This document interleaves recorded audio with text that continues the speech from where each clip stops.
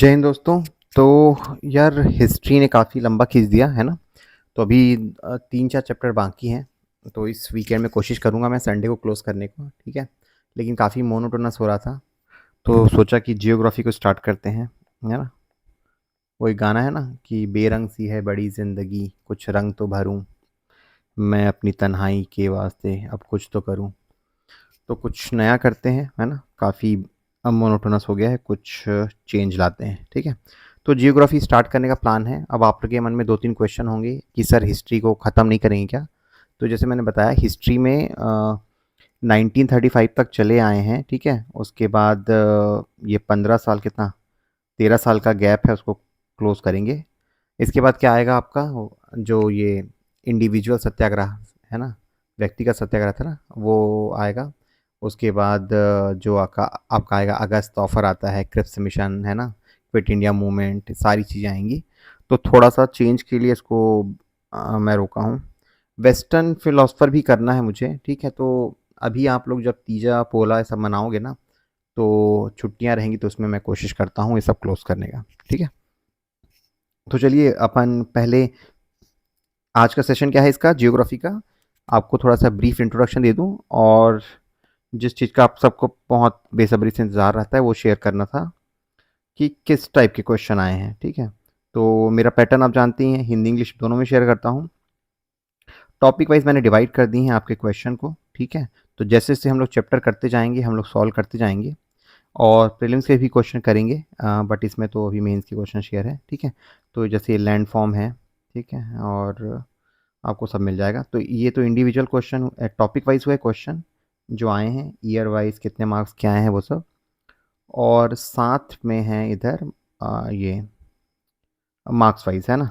क्योंकि कई बार आप लोग को लगता है कि सर कितने मार्क्स का प्रिपेयर करें किस क्वेश्चन को, तो आपको उस मतलब जो एनालिसिस है उससे ये समझ में आएगा कि कुछ पर्टिकुलर टाइप के क्वेश्चन ही हैं वो 8 मार्क्स में आते हैं। जैसे इंडस्ट्री से रिलेटेड क्वेश्चन है वो 8 मार्क्स में आएंगे, छोटे मोटे क्वेश्चन में नहीं आते, है ना। इसलिए मैं बार बार बोलता हूँ कि पढ़ाई तो अच्छी बात है, बट कई बार एनालिसिस करके पढ़ना फ़ायदेमंद हो जाता है, ठीक है। तो हमारे सब्जेक्ट क्या क्या हैं इस स्लाइड में। एक तो है जो टॉपिक है हमारे CGPSC मेंस का, मेंस जियोग्राफी। और जियोग्राफी कहाँ पे है?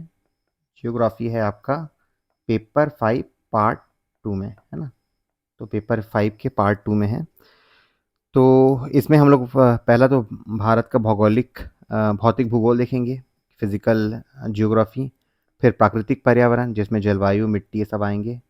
मानव भूगोल है, कृषि है, और संसाधन, ठीक है। तो सबसे बड़ा पार्ट जो है ना जहाँ क्वेश्चन आते हैं, this is the biggest part, है ना। मोस्ट इंपॉर्टेंट पार्ट रहता है ये। प्राकृतिक विभाजन यहाँ से क्वेश्चन आता है, बट मिट्टी से क्वेश्चन एक आएगा, जलवायु से एक आध क्वेश्चन आ जाता है, ठीक है। तो इसमें फिर ठीक है, यहाँ से क्वेश्चन आता है, बट 2 या 4 नंबर का ही आएगा, एक क्वेश्चन आता है, ठीक है।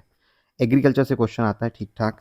तो एग्रीकल्चर में आप लोग ना सिर्फ एग्रीकल्चर की बात ना करें, एग्रीकल्चर में आपका जो पिशी कल्चर है वो भी आता है ना, मछली पालन, और आपका इसीलिए ये दुग्ध उद्योग है आपका, श्वेत क्रांति। तो ये तीनों क्रांतियों के बारे में आपको पढ़ना जरूरी है, इससे क्वेश्चन आना ही आना है। एंड तो ये पहला हो गया सबसे important. Second, this is the second most important. Third में कृषि को मैं रखूँगा, चौथे में प्राकृतिक पर्यावरण को, और पाँचवें में ये। तो अगर आप प्रायोरिटी वाइज बोलें तो मैं बोलूँगा this is most important, this is second most important, third important most, this is fourth, and this is fifth, है ना। पढ़ना सबको ही है, सबसे ही क्वेश्चन आता है, कोई लेस इंपॉर्टेंट नहीं है। तो सबसे पहले तो हम लोग जब पढ़ेंगे ना पहले चैप्टर में, तो भारत का जो भौगोलिक विस्तार है, दक्षिण पश्चिम उत्तर दक्षिण में कहाँ कहाँ पे है, ठीक है। कितना हमारा जो एरिया है, ये जो लेंथ है, वो देख लेंगे। उत्तर से दक्षिण कितना है, पूरब से पश्चिम कितना है, कर्क रेखा के बारे में, और कौन से हमारे देश हैं जो हमारी सीमाओं को टच करते हैं, क्योंकि क्वेश्चन आता है यहाँ से, है ना। क्वेश्चन क्या आता है? क्वेश्चन इस टाइप का आता है कि भारत का जैसे बांग्लादेश है, वो हमारे अ, भारत के कौन कौन से स्टेट को टच करता है, ठीक है। तो सिमिलर टाइप के क्वेश्चन का हम लोग अभ्यास करेंगे। उसके बाद भारत की भूगर्भिक संरचना, जो आपके रॉक टाइप हैं, किस टाइप के चट्टानें पाई जाती हैं, है ना। तो आपका एक तो आर्कियन हो गया, उसके बाद क्या आता है, कडप्पा आता है, ठीक है। आपके बाद फिर कडप्पा हो गया, फिर आपका धारवाड़ है ना, गोंडवाना। तो सभी टाइप के चट्टानों के बारे में पढ़ेंगे, किस टाइप से चट्टानों का फैलाव है। क्योंकि चट्टानों को क्यों पढ़ते हैं, क्योंकि चट्टानों से कहीं न कहीं कनेक्टेड है आपका सॉइल का स्ट्रक्चर, वहाँ पे क्या मिनरल मिलेगा, है ना? ये सारी चीज़ें कनेक्टेड हो जाती हैं। जब जियोग्राफी पढ़ोगे, तो जिस टाइप से हिस्ट्री बहुत कनेक्टेड थी ना, वैसे ही आपका जियोग्राफी भी कनेक्टेड है। बस वही है कि पढ़ने का तरीका उसका होना चाहिए। उसके बाद जो मोस्ट इम्पॉर्टेंट मैंने ऊपर बताया था, मोस्ट इम्पॉर्टेंट यही है, जो भारत की भौगोलिक विभाजन है ना, उसके बारे में बहुत सारे क्वेश्चन आते हैं। मेंस में भी आएँगे, प्रीलिम्स में भी आते हैं। जैसे इस बार आपने देखा होगा हिमालय पर्वत, तो ग्रेटर हिमालय, लेसर हिमालय और ट्रांस हिमालय, है ना? उन सब के बारे में आता है क्वेश्चन। इस बार आया था आपके एडीआई में। उत्तरी मैदान के बारे में आता है, जो आपका सिंधु नदी, गंगा नदी और ब्रह्म नदी के निक्षेप से बनता है। फिर प्रायद्वीपीय पठार है अपने, कौन से अपने? जो ये वाला पोर्शन है ना भारत का, वो वाला, है ना? और उसके बाद तटीय मैदान, मतलब मान लो भारत का मैप बनाना एक बार सीख लीजिएगा, है ना? कोई आपसे एक्सपर्टीज़ की उम्मीद नहीं कर रहा है, लेकिन ठीक-ठाक रहेगा तो क्या होता है, जियोग्राफी में हल्का-सा एज मिल सकता है। एनीवेज़, तो ये तो हो गया आपका ये प्रायद्वीपीय पठार, ठीक है। पूर्वी और पश्चिमी तटीय, तो है क्या, यहाँ पे जो आपका पर्वत श्रृंखला है, यहाँ पे ईस्टर्न घाट है, यहाँ पे वेस्टर्न घाट है, ठीक है। तो वेस्टर्न घाट और समुद्र के बीच में ना कुछ मैदान है ना, उसी की बात करते हैं, तटीय मैदान। उसके बाद द्वीप हैं, द्वीप समूह यहाँ पे पूरे फैले हुए हैं। तो क्वेश्चन बिल्कुल आता है कि बताइए, एक तो ये द्वीप समूह है यहाँ पे जो आपका ये अंडमान निकोबार और यहाँ पे लक्षद्वीप, उसके अलावा भी कुछ द्वीप हैं जो कि कनेक्टेड हैं आपके मेनलैंड से, मतलब नॉट कनेक्टेड, बस आसपास हैं। जैसे सलसेट है यहाँ पे, उसके बाद गंगा सागर बोलते हैं ना, तो ये सब चीज़ें हैं जो पढ़ेंगे हम लोग। तो द्वीप से तो हमेशा क्वेश्चन आ ही रहा है, जैसे इस बार भी आया है कि कौन से द्वीप हैं जो कोरल से बने हैं, है ना? उसके बाद भारत में जो जल निकासी है, या फिर इंग्लिश में बोलें तो ड्रेनेज सिस्टम इन इंडिया, ठीक है। तो दो टाइप का ड्रेनेज सिस्टम पढ़ते हैं हम लोग, हिमालय का और प्रायद्वीपीय, ठीक है। तो दोनों में अंतर क्या है, दोनों की प्रमुख नदियाँ कौन सी हैं, उनकी सहायक नदियाँ कौन सी हैं, ये सब चीज़ें काफ़ी डिटेल में पढ़ेंगे, ठीक है। उसके बाद आते हैं क्लाइमेट, तो भारत की जलवायु को प्रभावित करने वाले कारक कौन कौन से हैं, ठीक है। अलग अलग जो ऋतु हैं, शीत ऋतु, ग्रीष्म ऋतु, है ना, और ये जो आपका दक्षिण पश्चिम मानसून, जिसको क्या बोलते हैं, साउथ वेस्ट मानसून है, अ, ये आपका रिट्रीटिंग मानसून है, इन सब के बारे में पढ़ेंगे कि कौन कौन से फैक्टर हैं जो भारत के मानसून को प्रभावित करते हैं, ठीक है। भारत में जो मिट्टियाँ पाई जाती हैं उनके बारे में पढ़ेंगे। तो सर्वाधिक कौन सी पाई जाती है, आपका जलोढ़, जिसको क्या बोलते हैं, अलूवियल, है ना। उसके बाद आपकी काली मिट्टी है, उसके बाद एक्चुअली सेकंड में शायद इन दोनों में से एक है, लाल मिट्टी काली मिट्टी से, और फिर लेटराइट सॉइल। तो हो सकता है मेरा मन करेगा तो मैं छत्तीसगढ़ के जियोग्राफी को भी पैरेलल शुरू कर दूं, ताकि कनेक्टेड हो जाए दोनों चीज़ें। मुझे एक्चुअली बार बार ये लग रहा था कि यार हम लोग कहाँ खड़े हैं।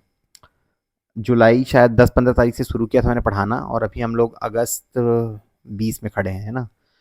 तो मुझे थोड़ा रियलाइज़ हुआ कि कहीं स्लो तो नहीं हो रहा है। बट आपको भी ये मानना पड़ेगा कि हमने 3 सब्जेक्ट ख़त्म कर लिया है ना। एनसीईआरटी इंडिया, ठीक है, अपने आप में एक सब्जेक्ट है, मिडीवियल अपने आप में एक है, मॉडर्न में अपने आप में एक है। तो जितने चैप्टर मैंने एंशिएंट में आपको पढ़ाए हैं, उतने ही चैप्टर तो जियोग्राफी में हैं। तो अगर मैं जियोग्राफी को पढ़ाता तो शायद वो ख़त्म हो चुका रहता, है ना। तो तो मेरा ये मानना है कि शायद जियोग्राफी को हम लोग थोड़ा स्पीड से कर पाएंगे कंपेयर टू आपके हिस्ट्री, ठीक है। उसके बाद आता है वनस्पति, किस टाइप की वनस्पति पाई जाती है भारत में, है ना। तो वनस्पति किस पे डिपेंड करती है, क्लाइमेट पे, है ना, आपका टोपोग्राफी और क्लाइमेट पे। तो ये हम लोग पढ़ेंगे कि उष्णकटिबंधीय सदाबहार वन किस एरिया में पाए जाते हैं, पर्णपाती वन, कांटेदार वन, पर्वतीय वन, मैंग्रोव वन, है ना। इसका जो सर्वे आता है, हाँ, तो अभी जो लेटेस्ट रहेगा फॉरेस्ट रिपोर्ट, वो अपन पढ़ लेंगे, क्योंकि क्वेश्चन वहाँ से ही बनता है। वनों का महत्व, है ना, तो ये क्वेश्चन आता है, आर्थिक महत्व है, सामाजिक महत्व बताइए। उसके बाद आता है नीति, वन नीति, है ना। तो इंडिया पे तो अ, उतना विशेष नहीं आया, इम्पोर्टेंट है ऑल्दो, है ना। 1927 का जो फॉरेस्ट एक्ट है, उसके बाद भी जो 1980 का जो एक्ट है, ये सब चीज़ें तो इन सब के बारे में थोड़ा ब्रीफ में पढ़ लेंगे। मेजर जो आता है क्वेश्चन आजकल जो लेटेस्ट अपडेट हो रहे हैं ना, कैंपा हो गया या फिर कोई नई पॉलिसी आ रही है उसके बारे में आता है। अब आते हैं भारत की ये आ गया आपका सेंसस, ठीक है। तो बहुत सारे स्टूडेंट का डाउट रहता है कि सर सेंसस कौन सा पढ़ें। तो सेंसस मतलब सेंसस ही है ना। क्योंकि आपका इकोनॉमिक सर्वे में जो दिया है छत्तीसगढ़ का, वो क्या है, एस्टीमेट है। तो अगर प्रश्न आता है सेंसस 2011 के हिसाब से बताओ, तो आपको सेंसस पढ़ना पड़ेगा, है ना। सेंसस का डेटा देना पड़ेगा। तो ये हम लोग पढ़ेंगे सेंसस, तो हमारे पास 2011 का सेंसस है, तो उसी के डेटा को हम लोग रटते जाएंगे, ठीक है। भारत की जनगणना है, उसके बारे में देखेंगे, है ना, कि कैसे जनगणना स्टार्ट हुआ, कब से वो रेगुलर हुआ, एक्सेट्रा, ठीक है। उसके बाद जनसंख्या वृद्धि, ये कई बार प्रश्न आता है कि दशकीय मतलब मान लो 2000 से लेके 2011 तक में जनसंख्या वृद्धि कितनी रही, ठीक है। तो ये सब डेटा हम लोग पढ़ लेंगे। या फिर एक तो ये आता है कि किस टाइप का पैटर्न फॉलो हुआ, है ना। 1901 से लेके 1921 में क्या हुआ, यहाँ पे थोड़ा डिक्लाइन हुआ था, है ना। फिर यहाँ पे एक वृद्धि हुई, फिर तीव्र वृद्धि हुई, फिर अभी थोड़ा घट रहा है। तो पैटर्न है वो सब देखने आना चाहिए, क्योंकि क्वेश्चन जो आ रहे हैं ना आजकल एनालिसिस बेस्ड, उसमें ये नहीं पूछा जाएगा अब कि भाई ये बता दो कि इस टाइम कितना पॉपुलेशन था। पूछेगा कि दो 1900 से लेके या फिर 1950 आज़ादी के बाद से जनसंख्या वृद्धि का ट्रेंड क्या क्या रहा है। तो आपको डेटा तो याद रखना है, बट एक ये भी याद रखना है थोड़ा सा ये ओवरव्यू किस टाइप का ट्रेंड फॉलो किया है, ठीक है। ये सब पढ़ेंगे। उसके बाद आता है जन्म मृत्यु और शिशु मृत्यु दर, ठीक है। इन सब के बारे में पढ़ेंगे अपन। तो ये सब क्या है, उसके ही पार्ट हैं। एक तो माइग्रेशन एक बड़ा टॉपिक होता है, माइग्रेशन और urbanisation, literacy rate in India. तो ये सारे जो चीज़ें बोल रहे हैं मैं क्यों खिसका रहा हूँ, because these all are part of your senses, ठीक है। किस टाइप की व्यावसायिक संरचना है, तो ये सब चीज़ें इंडिया के लिए ही पढ़ेंगे और छत्तीसगढ़ के लिए भी पढ़ेंगे, ठीक है। तो आपको थोड़ा सा डेटा रटने वाला काम रहेगा, तो रटिएगा। अब आते हैं जो तीसरा सबसे इम्पोर्टेंट पार्ट, वो था भारत में कृषि, ठीक है। तो कृषि बहुत इम्पोर्टेंट चैप्टर है, क्योंकि हमारी जो मेजर पॉपुलेशन है वो अभी भी एग्रीकल्चर पे ही डिपेंडेंट है, ठीक है। तो इस पे पढ़ेंगे किस टाइप के क्रॉप हैं, किस टाइप कितने प्रकार के सीज़न होते हैं, कितनी, ये सब देखेंगे, है ना।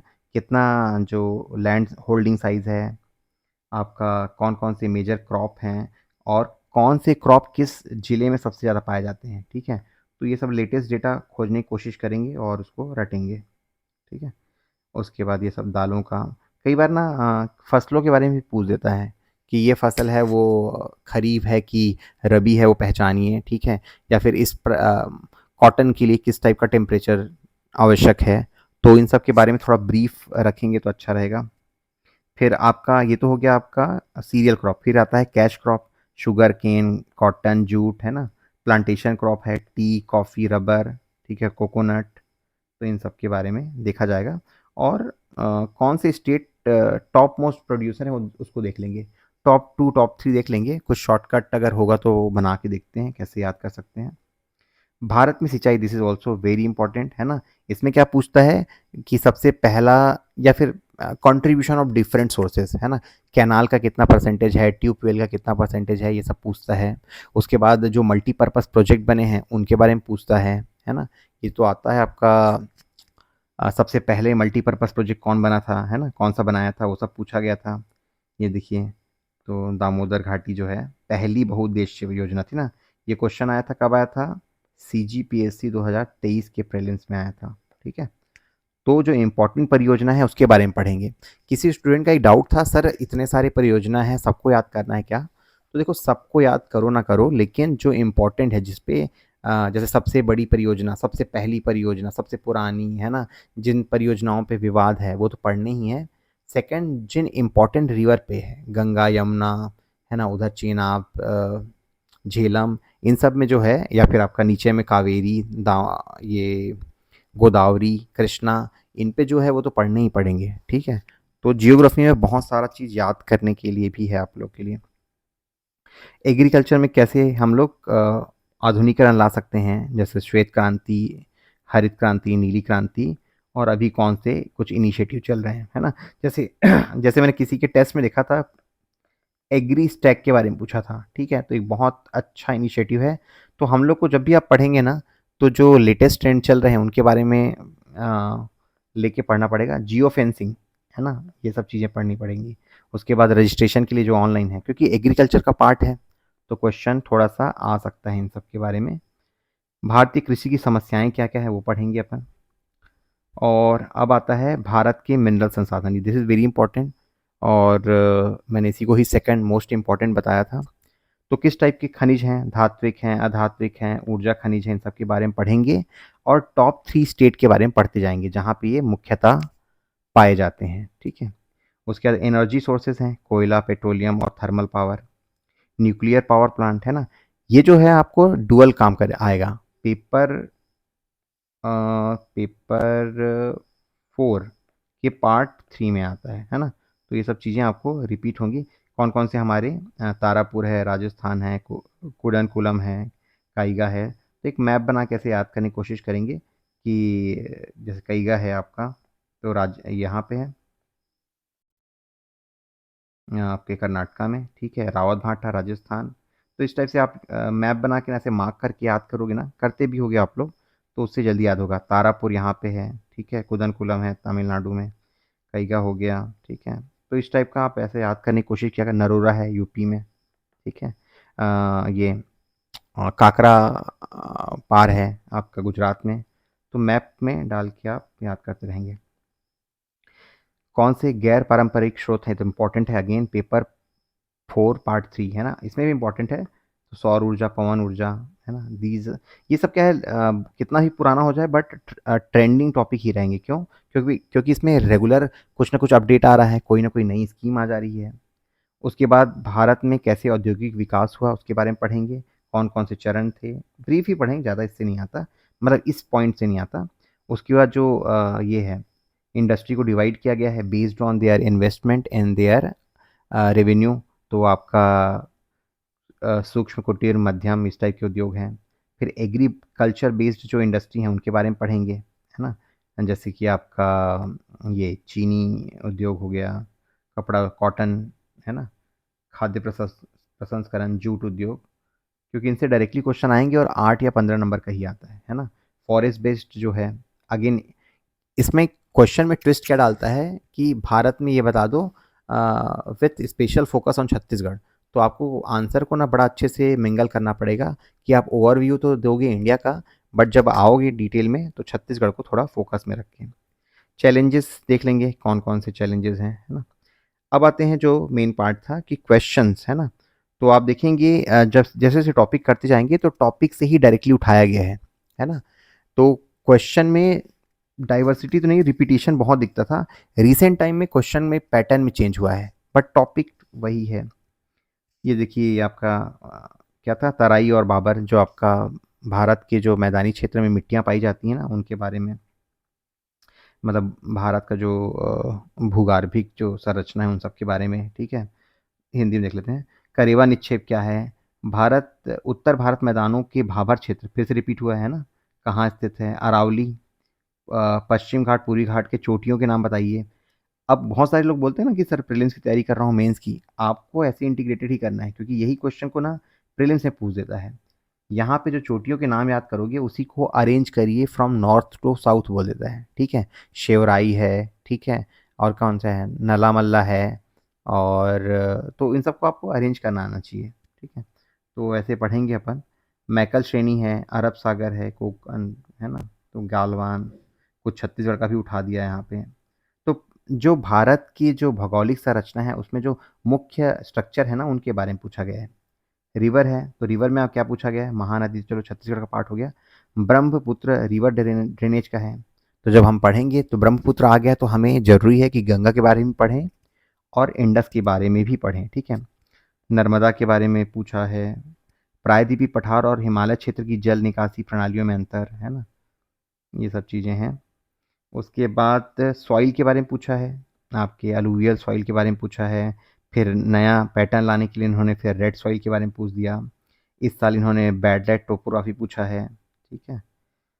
फॉरेस्ट एंड इकोलॉजी से पूछा गया है क्वेश्चन कि किस टाइप के फॉरेस्ट पाए जाते हैं, माउंटेन, मतलब जो पर्वतीय टाइप के, पर्वतीय, आर्द्र, समशीतोष्ण।